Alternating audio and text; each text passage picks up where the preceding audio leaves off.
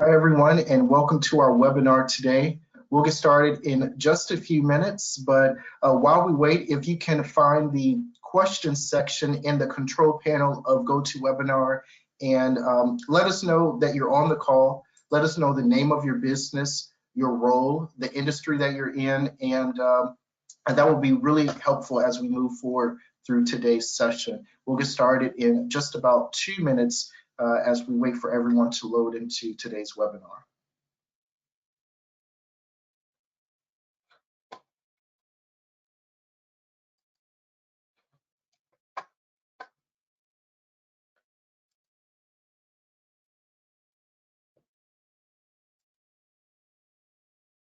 Awesome. Welcome to everyone that's coming into our webinar today, 7 Digital Trends Businesses Need to Know in 2023. We'll get started in just a moment, but if you can find the questions section in our control panel here in our GoToWebinar platform and let us know the name of your business, your role within the company, and the industry that you're in. That'll be really helpful as we move through today's session.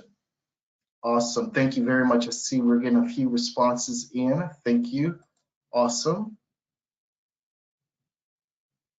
Great. We've got a great number today. We've got Brockhampton Nursing Home on the call. Great. Awesome. Great to see you. We've got Lisa. We've got Amy. We've got marketing and training managers on the call. Great. We've got a marketing director, a few marketing directors on the call. Awesome. Thanks. Keep those coming through in our questions section, if you will. Just let us know your name, the business name, the industry, and your role, and that'll be really helpful as we move forward. Great. We'll go ahead and get started for today. So welcome. For some of you, this may be your first time on a webinar with Local IQ, and if it is, welcome. We are one of the UK's fastest growing digital marketing agencies. We specialize in local marketing and helping businesses grow. We're part of the NewsQuest Media Group, which gives your business exclusive access to a network of more than 200 trusted brands in the UK throughout 25 different locations, both in print and online. We work with businesses and we have an all-in-one marketing platform that helps businesses find, convert, and keep customers. And so that's a little bit about Local IQ. So again, welcome to our webinar today, 7 digital trends businesses need to know in 2023. But before we dive in, let's see who we have on our call. And just to make sure that you're in the right place, we're going to spend about 45 minutes together. So thank you to everyone who submitted your name and business, your industry into our question chat area. It's really great to see that. I'm going to just ask you a few questions, and if it resonates with you, just type yes into the questions box and I'll see that. Do you feel the pressure to show ROI on marketing spend for your business? I know we have a few marketing directors on the webinar call, so I'm sure you feel the pressure.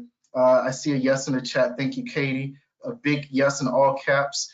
Do you ever feel like you're not sure if your current marketing is performing above or below average? You're just not sure.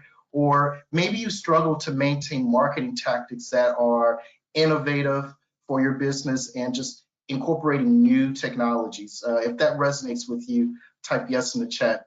Thanks, Amy. I see your yes there.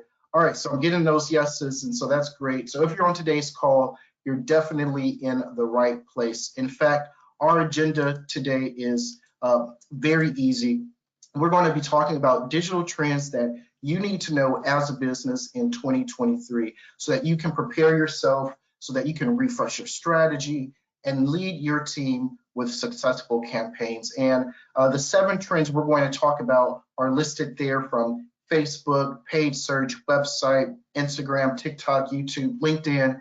And in each of those areas, we want to keep it really simple. I'm going to share with you what's the trend that you need to know that's happening right now in that social space and what you and your business can do now with that information. And I hope that by us breaking it down into these channels and offering you these tactical steps, It'll be a little bit more actionable and a little bit more achievable than giving you just a broad trends and a broad strategies that are happening across the landscape like most blogs and webinars do.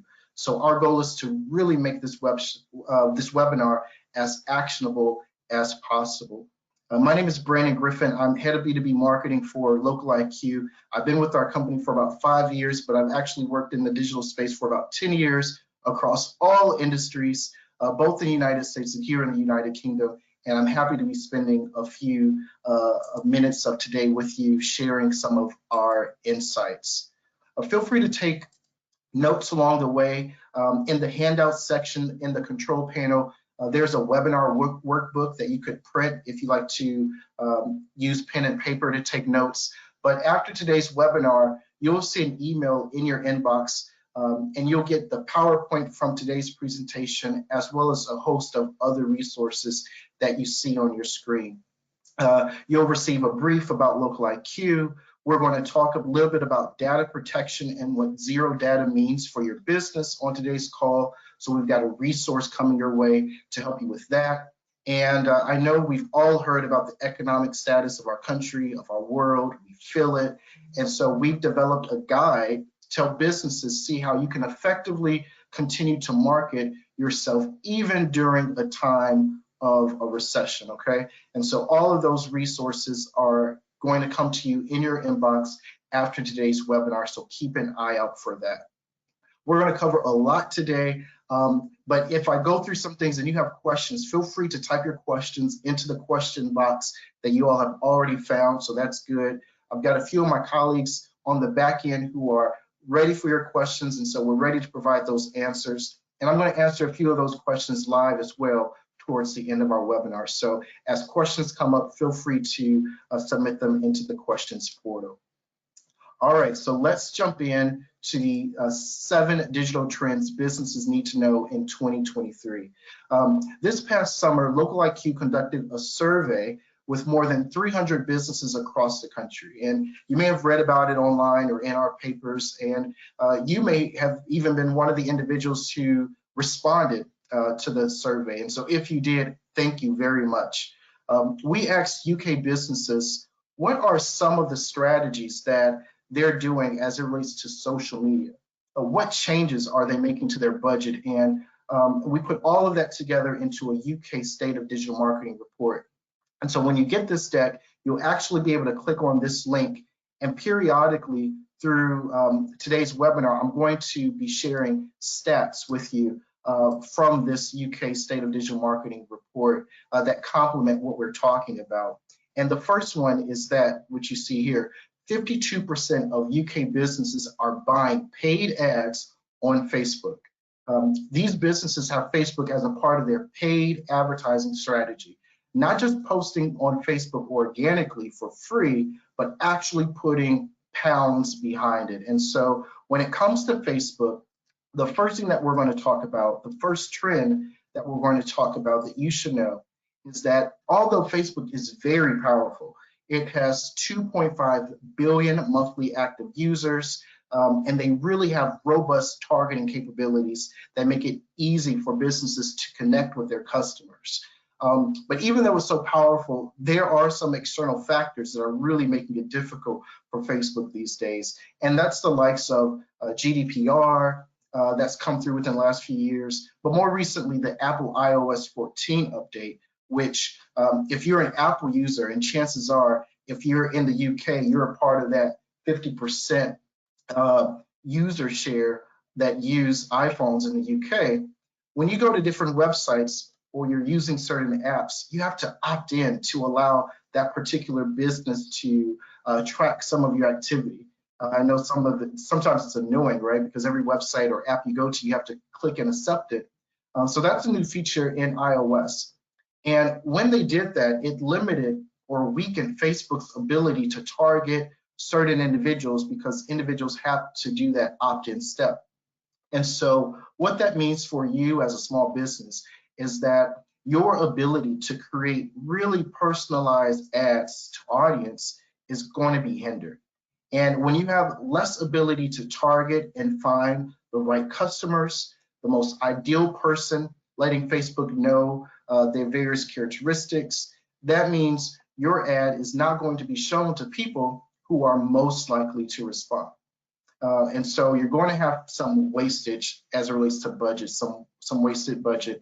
You're going to have less opportunity to create personalized ad copy, which means you're less likely to get the attention of your ideal customer. And so that's the trend that's happening right now that you need to know. And if you want to learn more about Facebook audience targeting, take a look at the webinar that's right here. It's available on demand. It's on our website. You can click on this link when you receive this deck. But if you can understand that trend from a general perspective, here are some things that you can do as it relates to Facebook. So Facebook is responding to all of those external factors. They are improving their technology in algorithms. And in fact, one of the greatest benefits of Facebook is its algorithm and their targeting capabilities. It's all that information that they have about your customers, how old they are, what gender they are, what they like to do, what they like to do when they're not working, and what they watch on TV. You can put all of those characteristics and their attributes into Facebook, and Facebook will use that information to find the appropriate users to show them the ads about your business. But Facebook's algorithm has gotten so powerful that actually sometimes the less information you give Facebook, the better. And so in our webinar that I just shared with you, we go into it a little bit more detail. You can watch it on demand. We talked about how you should have a few different ad sets with a few different target audiences on Facebook going for your campaigns at the same time. And the first one that you want to make sure that you really incorporate is a broad targeting strategy, okay? And that just means you only tell Facebook maybe 2 or 3 pieces of information, maybe the gender, the age range, and the location of your ideal customer, and then you let Facebook's algorithm do the rest, okay?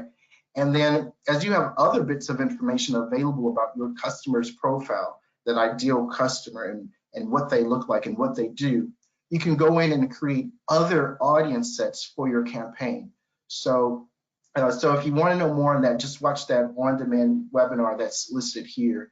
And other than that, there are 2 additional things that I want to make sure that businesses know that you can do right now. And right now, once you set up your advertising campaign, and that is just to be patient. Facebook makes it really easy, and sometimes when it's really easy, it's very tempting to make changes in real time. And that's really great, but you want to make sure that you understand that every time you make a change, you're resetting Facebook's learning algorithm, period. And so as your ads are running, it's learning more and more about the people who are clicking on the ads. And it's trying to optimize itself so that it shows to more people like the people who click on your ad. But every time you go in and you make a change, you change the budget, you change the location setting, Facebook is resetting. And so you're actually doing yourself a disservice if you go in and make those changes periodically and frequently. So don't be afraid to just let it sit, especially for 10 to 14 days before you make any changes. And even when you make changes, the pro tip there, make sure you scale your changes and don't make drastic changes, because that'll also make the system go off balance. And finally, you want to make sure that Facebook's improved reporting features, you're making the most out of them. And so they've responded very quickly to the external factors of like Apple iOS by improving some of their own tracking capabilities like Facebook conversion API. And so when you install Facebook's Pixel, as well as Local IQ's reach code technology that we have on your website, it allows your business the opportunity to leverage even more granular bits of information about your customers. And you can piece all of that information together to enhance your strategy. All right. Okay, so I know it's a lot there. Remember, as I go, if you have questions, feel free to go to the the questions. I see some questions coming through, so that's really great. I've got some of my colleagues that are in the chat that are going to answer your questions, and I'm going to also answer some of them live as well. So keep those questions coming through. All right. So another stat that I wanted to pull out from our UK State of Digital Marketing report is that nearly 56% of businesses in the UK run search marketing campaigns. Search marketing campaigns are also known as PPC, pay-per-click, or paid search advertising, whether it's Google or Bing or another search engine. And the trend that I want businesses to walk away from today's webinar with understanding is that the cost per lead, your cost per lead, or your cost per click when you're advertising on search engines, it is increasing, okay? And it's increasing nearly across every industry across the board. You can see here on the chart some insights that we have from our partner WordStream, and we have all the different industries and what their CPOs are, what their cost per leads were across 2021 and across 2022. And you can see just about across all industries, there's an increase. And this is worldwide. This is no matter what country you're in, they're seeing increases. And what we're finding is that the factors are due to inflation. In general, 20 pounds won't go as far today as it did this time last year, whether you're talking about groceries, fuel, or yes, even search ads like we're talking about here. But then also you have more people these days who are doing searches for just research purposes. And that's especially evident in the arts and entertainment sector. We have that here. It's especially evident in the travel sector, travel and tourism sector. We've got that here. And a few other sectors like furniture, where people are doing a little bit more research in their searches versus doing a search during a time when they're actually ready to buy. Okay, and so that's because because they aren't buying immediately, businesses are seeing an increase in their CPL rates. And so you want to be mindful of that trend, that CPL, cost per lead, it is increasing, but there are some things that you can do to help decrease your CPL, as well as to try to make sure that you're getting the most out of your paid search advertising campaign. And I think there are two things that I want to feature here, and that is in June of 2022, Google sunset expanded text ads, and they replaced it with something called responsive search ads. And so if you aren't familiar with it, I'll explain. Expanded text ads were 2 or 3 static ads that showed to everyone that searched your business on Google. But now they've incorporated responsive ads, which allows Google to do the work in creating the most optimal text ad for the user that is conducting the search. And so instead of you giving Google 3 or 4 different text ads to show on your business's behalf, you just tell Google what headlines you want to appear. Maybe you give Google 10 headlines that you think could really be effective, and then Google will copy and paste to create the perfect ad for your business, depending on me, depending on you, depending on the person who's searching for your product or service. And so when Google does that, that's actually a form of automation, a form of marketing automation. And you can leverage that to increase the opportunity for conversions in your business, because when you use and you leverage that machine learning capability that Google has the ability to create 40,000 different variations of your ad, whereas you may only have the ability to create 3 or 4 ads, and it increases your effectiveness as a business.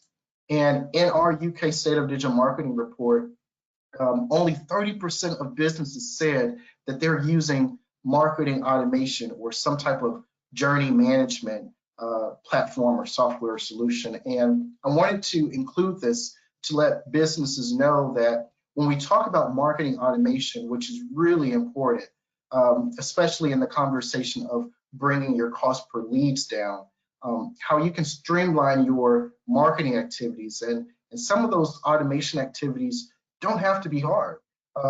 You don't have to do a lot of it in-house. Sometimes it's just as simple as utilizing all the features that like Google or Facebook or these other platforms are offering you, like turning on responsive ads. So marketing automation doesn't have to be hard. Hopefully we can see more than 30% of the businesses doing this the next year we do this report.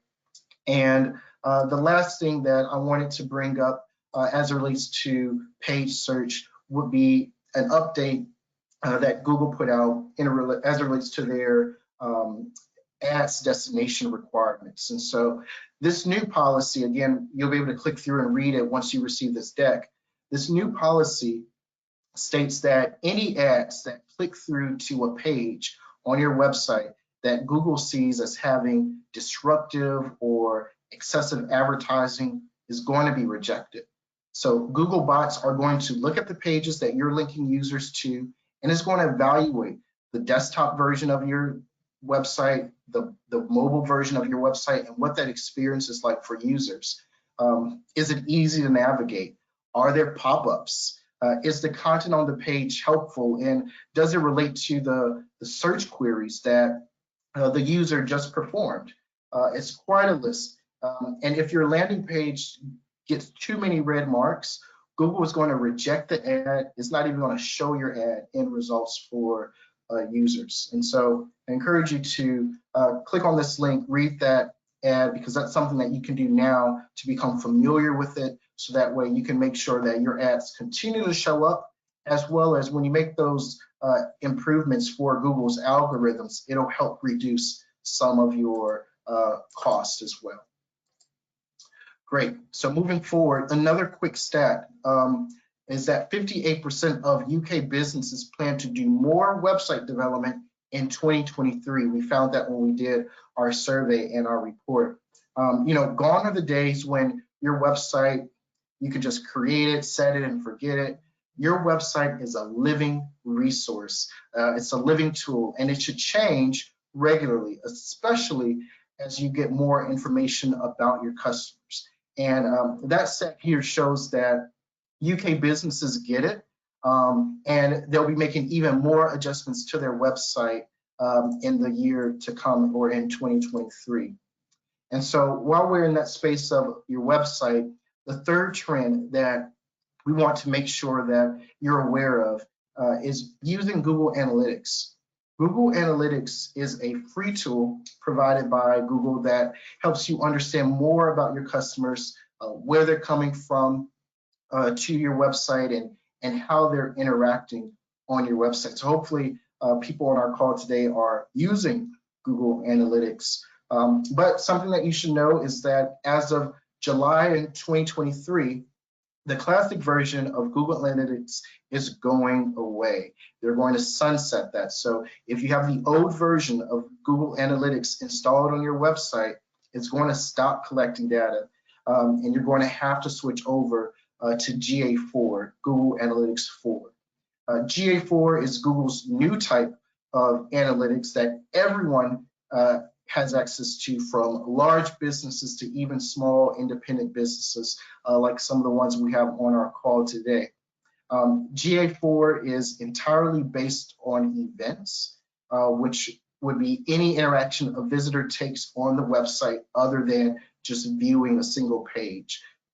Its goal is to make insights for engagement much more simpler.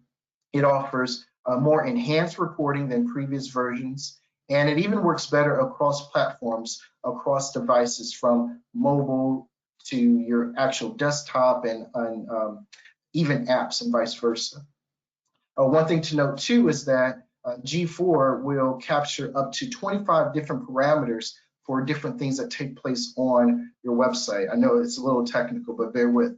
And so what that means is that your business will have much more customization in being able to capture and understand who's coming to your website, and it'll allow you to create a more comprehensive picture about your users. And you can create a picture as to what their journey looks like, not just when they come to your website for the first time, but every time they come back, all the way to the time that they buy, and maybe even come back to your business to buy again. So it's really allowing you to get that 360 view of your customers at every section of the buyer's journey. So really encourage you to dive in there. So here's what you can do if you want to get ahead with this particular trend.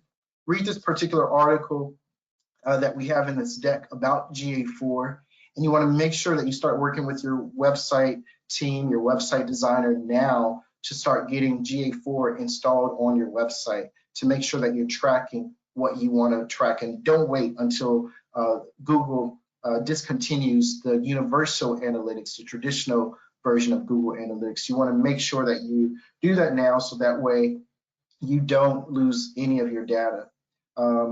Good deal. So we're going to move on. There's a pro tip here that I also wanted to call out, and that is as you're collecting information about the users that come to your website, Google Analytics will let you know what pages and which users are converting the most.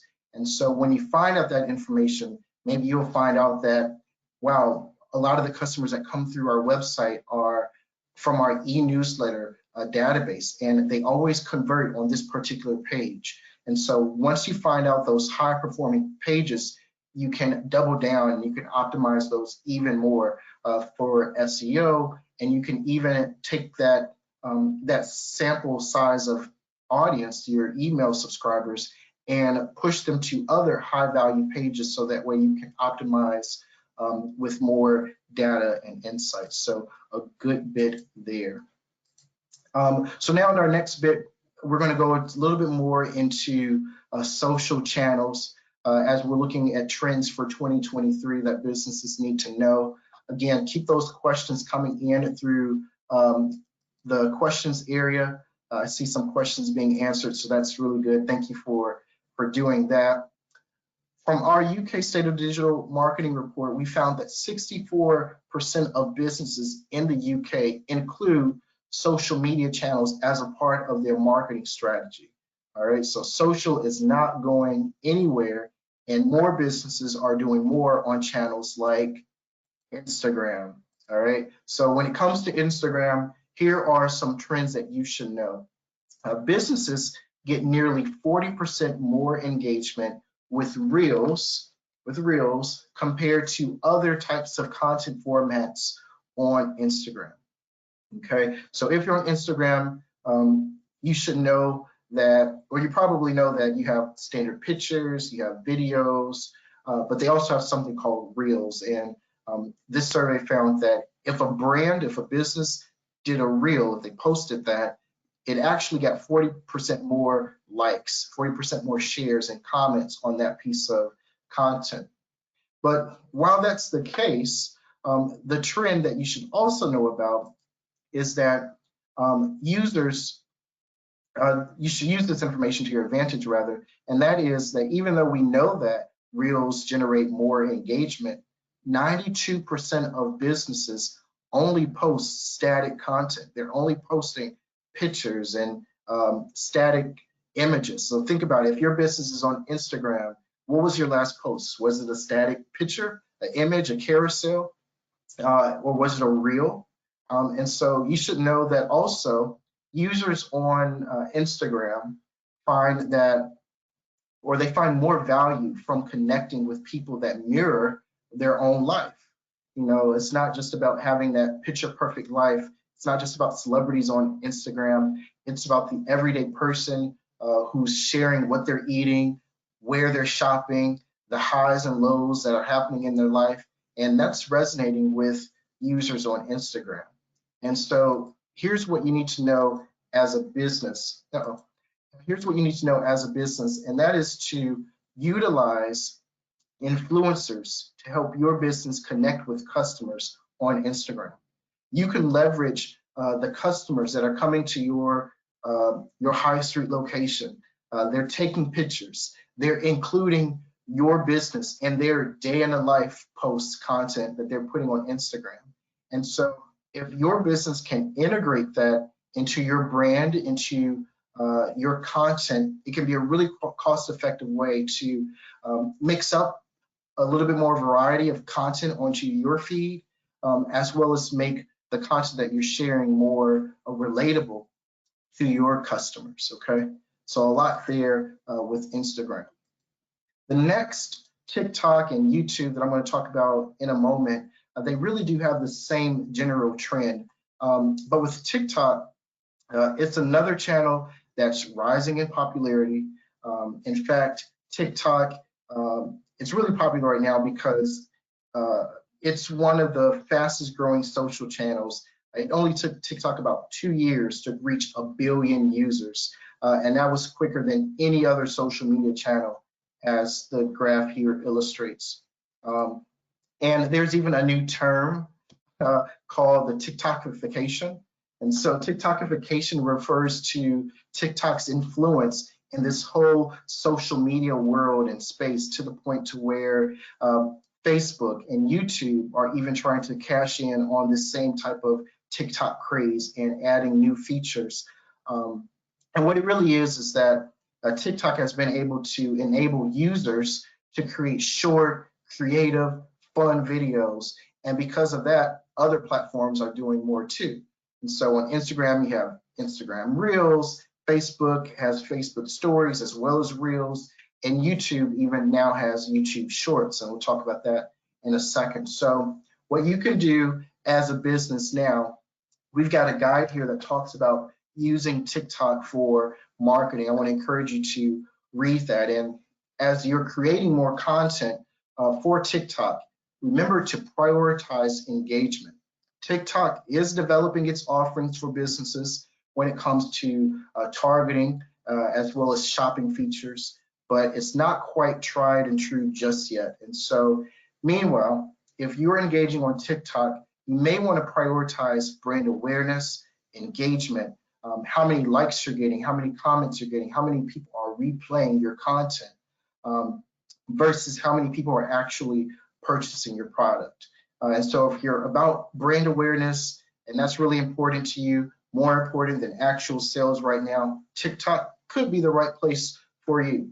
But if you have a high priority on sales, and you don't have a consumer-focused product that can be shipped perhaps all over the world or throughout the country, TikTok may not be the channel that you want to put a lot of your resources into just yet.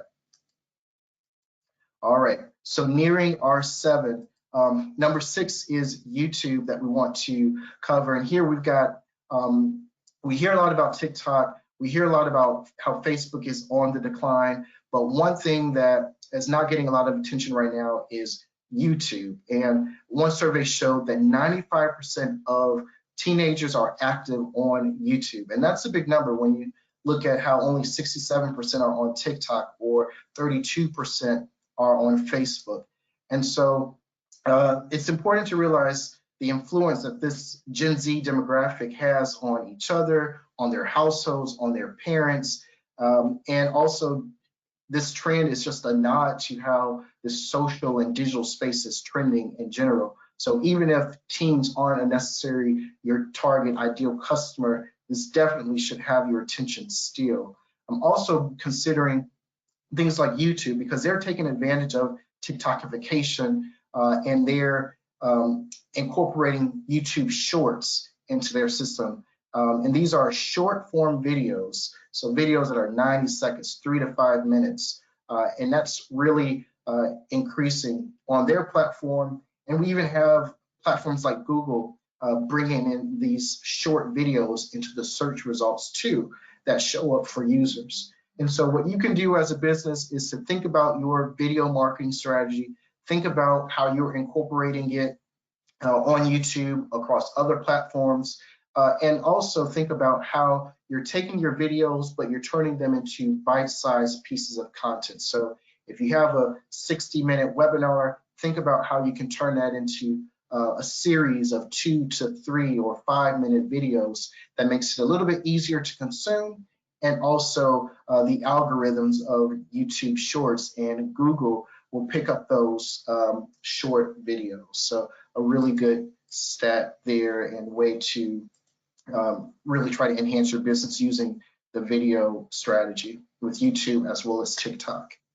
All right, number 7 as we near our end, and that is LinkedIn. LinkedIn is a really popular channel, especially among professionals, especially those that are trying to work within the B2B space. And a few trends that I wanted to call out here is that a survey and a study showed that 5% of buyers are actually in the market to purchase at a single particular given time when it comes to this B2B marketing space. And so what that means is about 95% of the B2B landscape, people aren't actually ready to buy right now. But it's still so important that you're still communicating with that 95% so that when you get to them the right message at the right time and they're ready to buy and they start to go into that 5% bucket, your business is top of mind. Another stat that I thought was really interesting as it related to the B2B space is that 81% of sellers said that a lot of their deals have stalled in the past year because a key stakeholder has changed jobs or they left the company altogether. And so what that means for businesses like you all that are on our webinar today is that you have to make sure that you're working with the company and you're trying to always increase the amount of connections and relationships that you have within that business so that you aren't just limited to one person who may leave the company or change jobs. And you can do that as a business by using CRM tools, customer relationship management tools, or email nurturing tools. That'll help you gain mind share and maintain mind share because that's what you want to do. You want to make sure that your business maintains a strong position. And so when that budget becomes available, your prospective customer is thinking about you when they're ready to buy. And when you get this deck, you can click on this link to learn a little bit more about our Local IQ Client Center, which has some of those features like a CRM tool and tools related to email nurturing that's going to help you nurture those leads that are coming in through your website and through your search and social campaigns. So definitely check that out. And so that's the last trend, but also I couldn't leave this one out. So consider this one a bonus, honorable mention, if you will, to Twitter. There's a lot of things happening with Twitter right now with the new owner. There's a lot of uncertainty about its future, but here there are just a few things that you need to know. They're going to be testing out new ways to monetize their platform. They're going to be changing their algorithm. So you want to stay tuned to those types of things and see how it's going to impact your strategy. But one thing that hasn't changed is that Twitter is always a place where people go to talk about what's happening right now. So it's a great platform for you to do social listening, to understand what's important to your customers right now. And you can take that information and incorporate it into other elements of your marketing strategy across the space. All right, so thanks for bearing with. So we're almost at time, but want to leave room for Q&A. I know I covered a lot and I moved quickly, but I think we've got some questions that are coming through. So feel free to keep those questions coming through our question section. I'm going to answer a few live in just a second. But just want to do some housekeeping really quick. Remember that after today's session, to look in your email inbox, you're going to get all of these resources there for you to use, a brief about Local IQ, a little bit more about what this zero-party data looks like for businesses and how you can navigate those waters, and a resource that talks about how you can keep running an effective marketing strategy during a recession. It's the time that we're in, and I know it's a time where a lot of businesses want to pull back, but these are really great times for businesses to really double up on some things, to double down rather on some things, so that way you can really maintain that strong position that you have in the marketplace. I've also made mention several times throughout our webinar today about the UK State of Digital Marketing Report, of which we've got responses from more than 300 businesses. So I want to encourage you, if you haven't downloaded the report, go and download it. There's tons of information about how businesses across the UK, just about every region is represented, the strategies that they're going to use in 2023, and even a lot about their budgets, what they're spending and how much they're spending. I wasn't able to go into detail about a lot of that, but it's in our report, so make sure that you go and you download that today as well. All right, great. I see some questions coming through. I'm going to tackle those in a second, but as you're typing those questions, and we're getting a few more in, I want everyone on our call just to think about what your next step is. Just take a moment, let all the information digest. I know we talked about a lot. You're going to get the replay, the recording of today's webinar, so feel free to rewatch it 1 or 2 times to make sure you get everything. But think about all that we covered.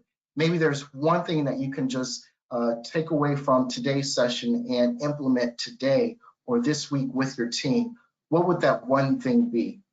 So just take a moment and think about that. And I'm going to put a poll on the screen now.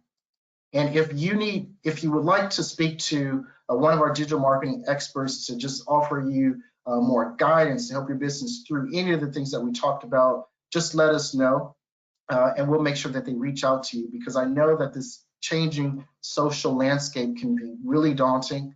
It can be really overwhelming, but rest assured that you don't have to go it alone. You don't have to limit yourself to your team. You can work with our digital marketing experts, and we'll help be that extra level of capacity that your team really needs to thrive in this digital and social space. All right, good deal. Thank you for your responses there. All right, so one of the questions that have come through, when should I move over to GA4, Google Analytics 4? Well, if you haven't done it already, you should migrate now. Google Analytics 4 is relying less and less on cookies and much more on machine learning. And it'll need a few months of learning about your customers and the journeys that you take, the journey that they take to fill in gaps. So you really want to set it up now so that before Google Analytics does that switch over, GA4 will already know or have some intel about the users that are coming through your website. All right, another question that has come through, let me get this up here. All right. Another question that's come through is, with Facebook targeting, how local can I drill down to? Can I drill down to postcode? And yes, that is the answer. Yes, you can. You can target on Facebook. You can even target multiple postcodes at the same time. And so I think we talked about that in that on-demand webinar that I shared earlier, in which we talk about Facebook audience targeting. And we encourage businesses to do that. Take the information that you know about your current customers, and oftentimes you know where your current customers live, or you know the service areas that your businesses offer services to. And so take that information and import it into Facebook and the other strategies, so that way you're targeting people who look like your current ideal customers, and it will help eliminate some wastage as well as make your campaigns more effective in terms of getting in front of the right customer. All right, 1 or 2 more questions. Thank you for submitting them. What is the best digital PR practice for financial services? All right, great question. And in fact, I think the 3 tips that I want to share on this wouldn't just be limited to financial services. I think businesses across all sectors could probably do this. And that would be best practice number 1, make sure you have a well-planned and easy to navigate website. Your website is the central hub of all of your marketing activities. Think about it. Your print advertisements, your social, your paid search, you're pointing everyone to your website. So you really wanted to invest some resources to make sure that your website is really easy to navigate, and you want to take some learnings from how people are moving through your website and getting closer to purchasing to improve your website periodically. The second thing that I would share are videos, because videos are on the rise, as we talked a lot about that today. And so whether you're in a financial services, whether you're in education, or whether you're even in auto, videos are helpful, and you have something that you can teach your consumers about as it relates to your product. So think about educational videos, and that can really help you with your PR and just general digital marketing strategies. And another one I would say, especially for those service industries, will be positive customer reviews. Encourage your customers to share their feedback online through your Google business profiles, through commenting on your social posts, because that social proof is really effective and really important when it comes to helping to influence people to do business with your company, especially through social. All right, great questions. We've got a few more questions that have come through that I won't be able to answer live, but if you stay tuned to the Local IQ blog, as well as some of the emails that are going to come out after our webinar, we're going to take all of the questions that were asked today that I probably didn't have an opportunity to answer live, and we're going to make sure each question gets answered. And so stay tuned for that blog. Also, this webinar will be available for replay on our website, as well as in your email as well after our call today.